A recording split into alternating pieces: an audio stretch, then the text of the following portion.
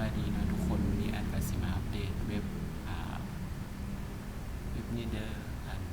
อัปเดตว่ามันสามารถถอนได้บ่อันนี้แอดก็ลองถอนมามื้อนี้ตอน9 โมงก็สามารถถอนได้แท้จริงอันนี้แอดก็สิเอาประวัติการถอนมาให้เบิ่งตัวนี้มันเงินที่เข้ามาวันที่2เดือนที่ปี2022ตอนเวลา9 โมงอันนี้หากะ1 โมงแอดก็หาถอนไปประมาณ8.89 รูเบิลก็สามารถถอนได้แท้ตัวเนี้ยตัวนี้นี่ก็สามารถตัวนี้จ่ายแท้จ่ายจริงตอนนี้นะก็เปิดมาดูแล้วประมาณ 3-4 เดือนแล้วเว็บตัวนี้ก็ถือว่าโดนกว่าเว็บอื่นที่แต่ละเรื่องมันเปิดประมาณ1 เดือนนี่กับบินนี่แล้วแต่นี่โบเลย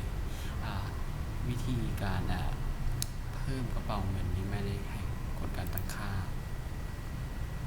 แล้วเอากระเป๋าของ Payee มาใส่นี่แล้วกดประหยัดหรือว่าเราจะเอาเป็น Perfect Money ก็ได้ใส่บัตรมาตรการบัตรวีซ่าก็ได้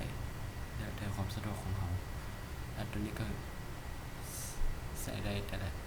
คำทุกคนสะดวกใส่ตัวใดก็ใส่เลยตัวนี้มัน add cash ตัวนี้แอดก็สมัครแล้วแอดลืมใส่ตัวเนี้ยกับ